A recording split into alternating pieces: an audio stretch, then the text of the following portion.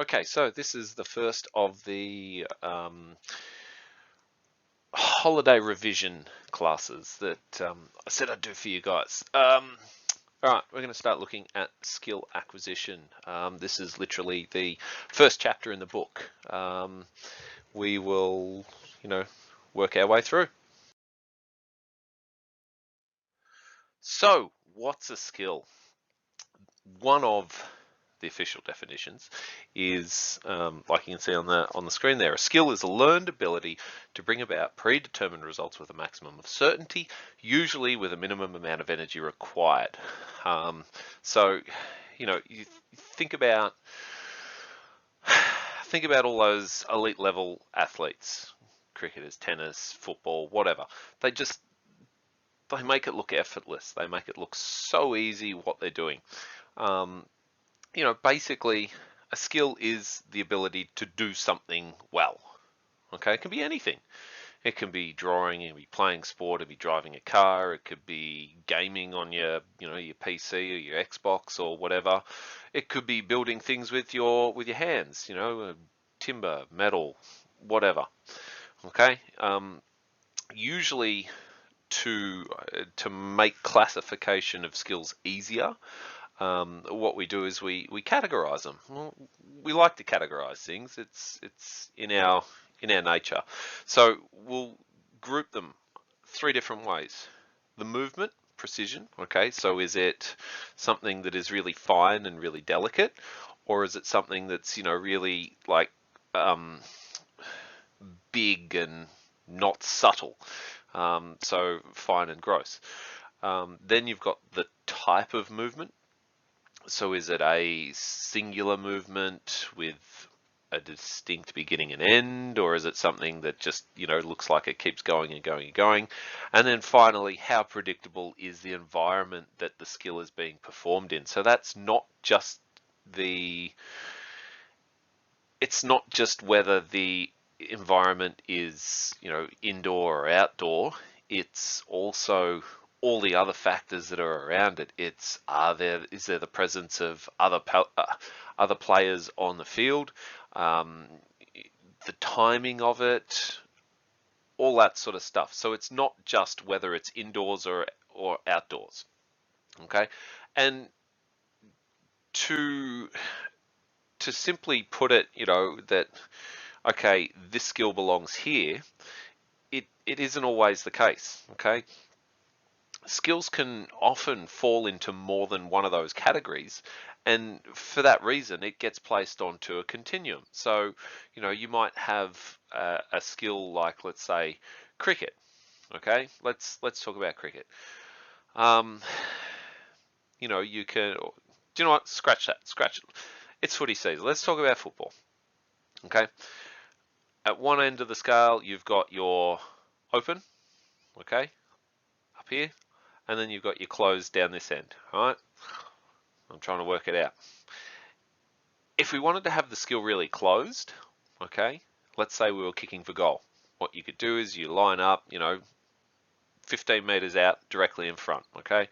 No man on the mark, no one standing beside you whispering things in your ear, anything like that, okay? So that's a really closed environment. But then we can make that same skill, we can make it really open. Okay, we can have someone standing on the mark, we can have players running around beside you, perhaps it's not a set shot, perhaps you're running in to goal. Okay, you've got someone who's running up behind you to tackle you, so there's pressure on you to kick the ball. So that same skill has now been turned into an open skill. Okay, so that's sort of where it fits on the continuum. So let's look at the precision.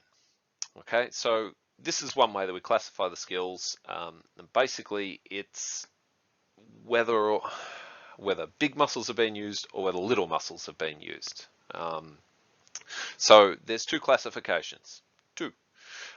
We have gross motor skills. So that involves using the large muscle groups and placing less emphasis on precise movements. So, you're running, you're kicking, you're throwing, you're cycling, basically all those things that might use the arms, the legs, that sort of stuff. Okay, so they're gross motor skills.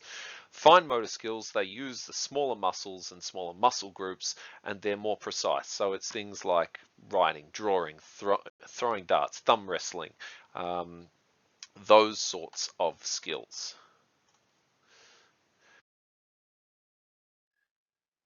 Then we classify by the type of movement.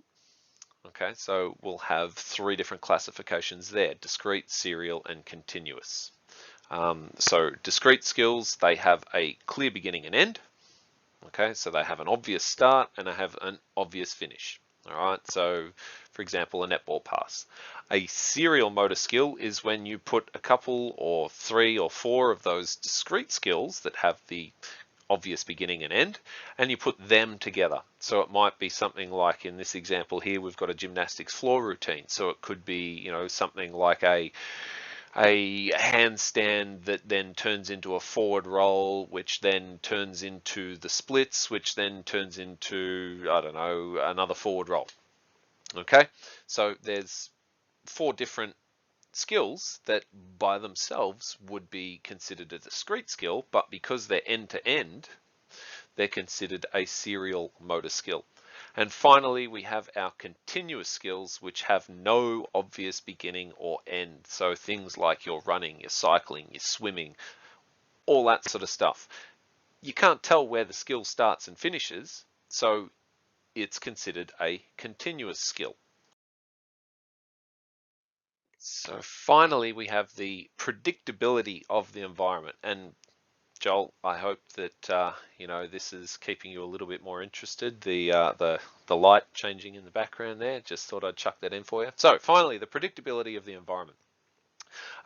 Motor skills, they can be classified according to how much the outside environment will influence the skill. Okay, so we have closed motor skills and we have open motor skills. So generally, and I said this at the start of the year, okay, it's not a case of just because something is performed in an inside environment that doesn't make it closed. Okay, you can still have an open motor skill performed inside in a predictable environment. All right, so open motor skills, generally they're performed in a less predictable environment where the conditions constantly change and the performer doesn't really have much control, if any, over the environment, over when they execute the skill, that sort of stuff. So things like surfing, whitewater kayaking, rafting, you know, netball, football, soccer, all those sort of skills or games or sports or whatever you want to call them, they can be considered open skills and they can also be considered closed as well. So closed skills are usually performed in surroundings where, you know, as the performer, you have quite a bit of control over your environment. Okay, yes, it'll be indoors, but you will also have the ability to control when the skill is executed. Okay, so it's entirely up to you when, like in the example here, we have a diving routine. It's entirely up to you when you begin that skill, more or less. Okay, so like I said, skills can be made more open or closed by changing some of these variables within that. Okay, so for example, if we were talking about let's say a front foot cricket drive, okay, you can make the skill open in the sense that you know, you put someone down at the striker's end and you have a bowler come in and bowl the ball. The batsman, whilst they might have control over when the bowler is allowed to run in and bowl, that's where it almost ends, because they have no control over where the bowler is going to pitch it, how fast the bowler is going to bowl it, any of that sort of stuff. But then you can also make that same skill closed as well, because you can remove the bowler, you can get rid of him, you can get rid of all the other fielders too, and you could literally have them hitting the ball off a cone and just practicing that front foot drive. Okay, so that's how you would vary along that sort of that continuum. Then we move on to the stages of learning. So once we've got the skill and we've classified it, and we're trying to, learn a new skill, okay, we go through these stages of learning. Okay, there's 3 of them, and we've been through this. So you've got your cognitive stage, so that's the beginner level. That's that's the entry part. Okay, so let's call it the novice or beginner.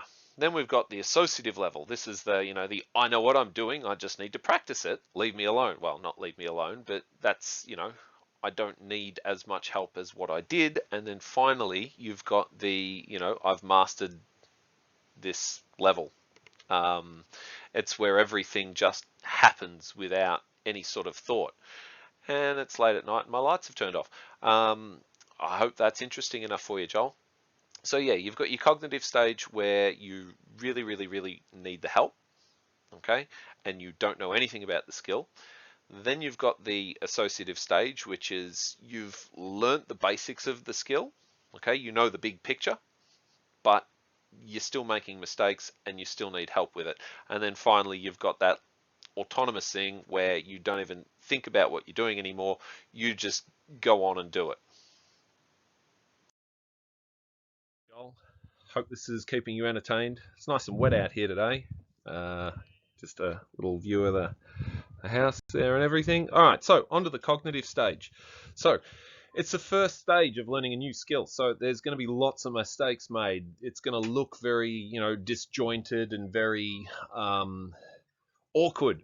There's going to be lots of learning taking place. Say hello, Charlie. Say hello, Charlie.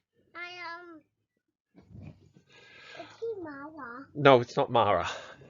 There's going to be lots of mistakes made. There's going to be lots and lots and lots of learning that takes place. So it's going to be really, really quick too, the progression through this stage, because you'll figure out, what has to happen in order to make the skill. Oh, there is a kangaroo there, isn't there? You stay inside. There's going to be, look, I'll show you. Here's the kangaroo down here. See, there he is there. He's a big one too. Very big one. So you're going to figure out what needs to happen with the skill, and then it's going to, I guess, it'll all take place really quick. But the feedback is crucial, okay? You need to get the feedback from the coach, from someone who knows what they're doing. Otherwise, you'll keep making the same mistakes, and it's crucial that you get the skills right in the first place. Otherwise, you'll continue to practice the wrong skill.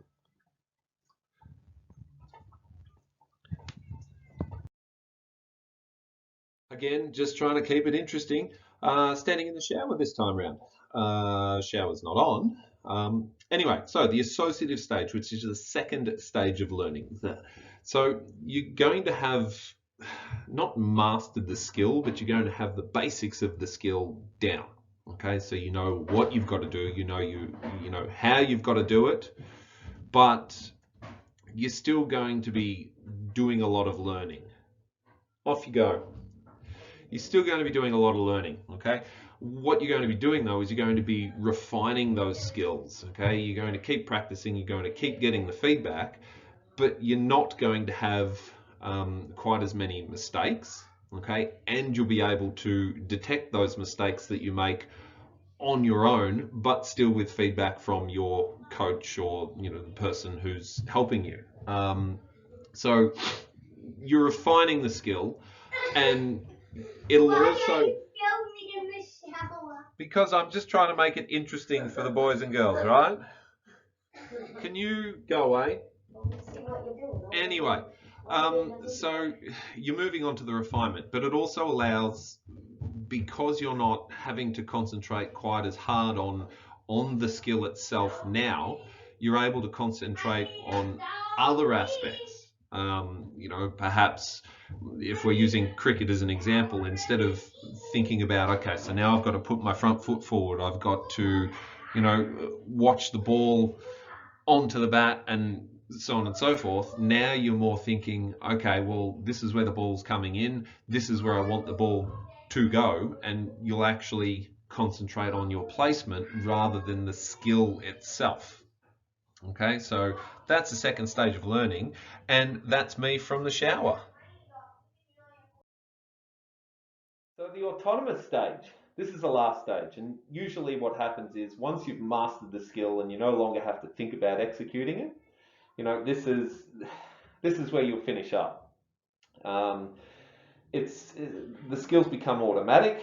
Now you're focusing on more team tactics rather than the actual skill. You can think about team tactics, you can think about set plays, all that sort of stuff. So with this, when you're in this category, you can detect, you can correct your own mistakes. The only time that you would ever actually go backwards in this in the stages of learning is if say injury or something like that happened, and you were required to relearn the skill because you've had to make changes to accommodate for perhaps like a fast bowler has to go back and change their delivery stride or change their entire bowling technique. So that's probably one of the only reasons why you would actually go backwards through the stages of learning. So generally what happens is once you're in there, that's where you stay. So practicing, this is obviously something that's going to be really, really, really crucial to improving and progressing through those stages of learning. So these are the 4 factors that need to be considered when you're practicing a skill. Okay, it's do you practice part of the skill? Do you practice the whole thing? So part or whole practice. How often, or the amount, and then that sort of ties in with the distribution as well. Is it massed or distributed? And then the variability too. So each of these, the different factors, the variables, they're going to have an impact on how successful the skill is learned. So part or whole practice. So all the skills have, let's say, sub skills or sub components to the big picture. So if you look at the picture there, we've got our tennis serve as the whole, and then it's broken down. You've got your grip, your stance, your backswing, your ball toss, forward swing, ball contact, and follow through. They're all the little, subcategories in the skill. So, she knows it's really hard with helmet on.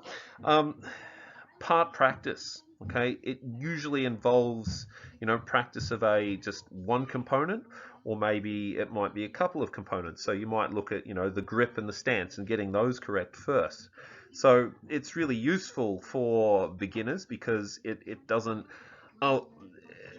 get them overwhelmed with oh my god, I've got to do this tennis serve and I can't get it all right in just one go. So if you just practice on a couple of things, it doesn't overwhelm them, and it also allows for greater success. Okay, I'm sure you've all felt the so getting back to what we're talking about, I'm sure you've all had that that moment in time when you've been learning a skill where you felt overwhelmed with trying to learn something and you couldn't do it, and by breaking a skill down into smaller, little more manageable chunks, it removes that sort of that overwhelming feeling and that sense of constant failure, and it keeps the motivation up. It keeps you wanting to keep trying because you keep having that success, and gradually as you master that skill, then you can move on to the next set of subcomponents. So the other, I guess, issue that you need to consider with part or whole practice is you need to consider the task complexity and the task organization. So like we said, part practice is looking at just individual subcomponents or sub skills, whatever you want to call it, out of that whole big picture. Okay, but whole practice is just that.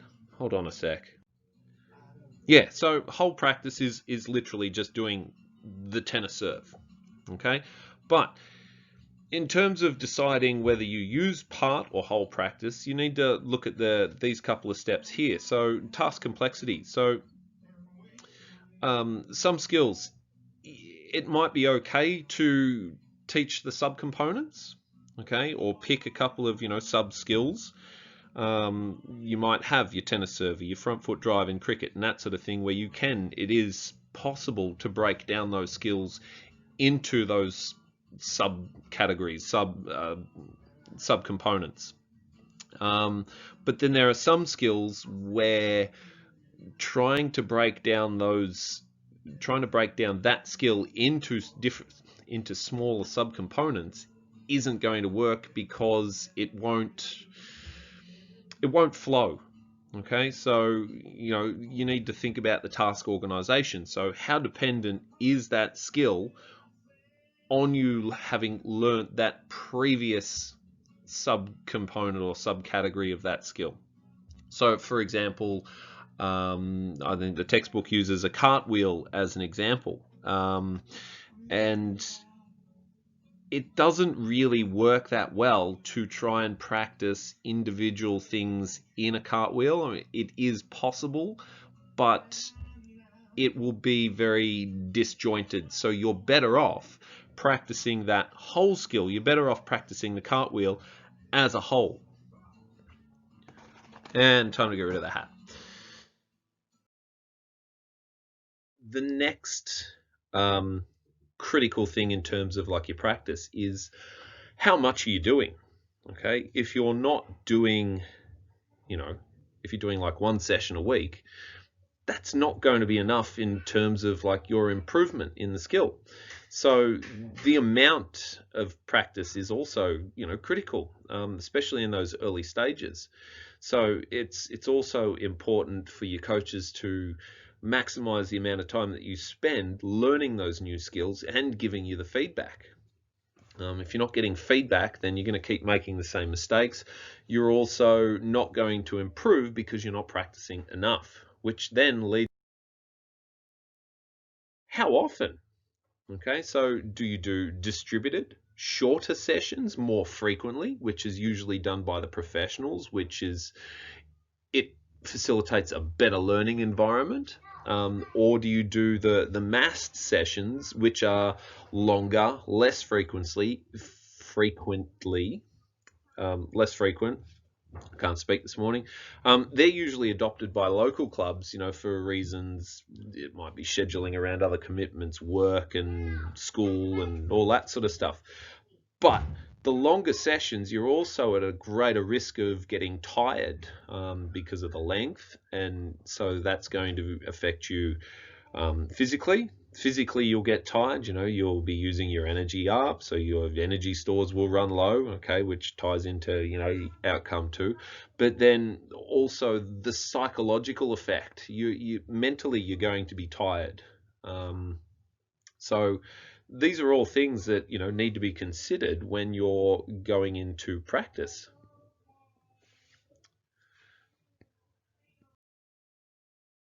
Finally, how structured is the training session? Do you practice the same skill over and over and over again? That's more appropriate for the beginners that need to get the skill down pat.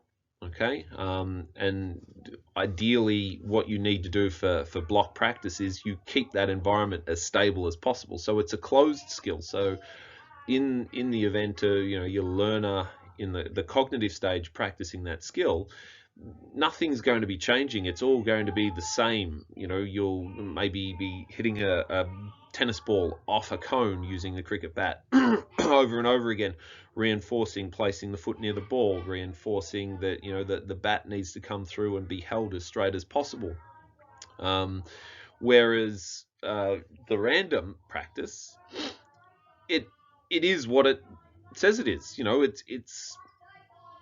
It's not structured in any sense of the word. The textbook uses a volleyball example. So instead of doing 5 sets and moving on to 5 digs and then moving on to 5 spikes, it might be a set followed by a spike followed by a serve, and it's all random in nature. Okay, so this is more appropriate for learners that aren't in that cognitive phase, okay, where they've actually learnt the skill, because what it's actually doing is it's more closely, I guess, representing that game situation. And research has shown that there's been greater skill retention using this method, okay, as opposed to the blocked, which has it has basically the skill is performed better in training, but then over time it's not retained quite as well. I think that's what I'm trying to get out. The last thing in terms of like learning a new skill, I'm just going to go into my little girl's tent a bit further. The last thing in terms of, you know, learning a new skill is feedback. Okay, and we saw this when we did our practical session earlier on in the year. It's so important to get feedback for the performer to know whether they're doing the right thing or whether they're not doing the right thing, and it comes in a couple of different ways. So we've got intrinsic feedback, which involves, you know, you guys using your own senses, which is what you did in the prac when you were throwing the tennis balls over your head. You know, how did it feel? Were there any sort of visual clues? Were there any auditory clues? So what could you hear? And yeah, how did it feel? That's always available to you guys. Okay, you will always have your senses to tell you, you know, how the skill felt and how it went. Okay, something that you won't always have is augmented or external feedback from someone else, you know, a coach or a teammate or bystander, whatever. But that, used in conjunction with the intrinsic feedback, can greatly enhance that. So augmented feedback can happen during, it can happen after. So if it's received during, then it's called concurrent feedback. But if it's received at the end of the performance, then it's called terminal feedback. So using that augmented and the intrinsic feedback is crucial to improving that skill. So finally, we can classify that external feedback or that augmented feedback further. So there's a couple of different categorizations, and we did look at this as well in that prac when you were tossing the tennis ball over and trying to get it into the hoop. So you've got your knowledge of results and the knowledge of performance. So the knowledge of results is specific feedback given about the results of the task. You know, if we're looking at the tennis serve and you're trying to get topspin on the ball, was there topspin evidence? Yes or no? Okay, it's that simple. It's just looking at the result of the skill that's being practiced. Whereas the knowledge of performance is feedback given by someone regarding the performance of the skill. So if we're using that topspin example again, we're looking at specifically the skill itself and what can we do to improve that skill to help us get the spin on the ball when we serve it. Moving on, in the next chapter of our review sessions, we're going to look at how we improve skills using the qualitative movement analysis or diagnosis, sometimes referred to as a QMD. We're going to look at subjective and objective observations and the differences between the both. We're going to look at factors that affect skill learning, things like age and gender and so on and so forth, and also the social and cultural influences that also may impact on our ability to learn and improve our skills. Hope to see you in the, well, I won't see you, but you know, hopefully you take the time to view the next videos. See ya!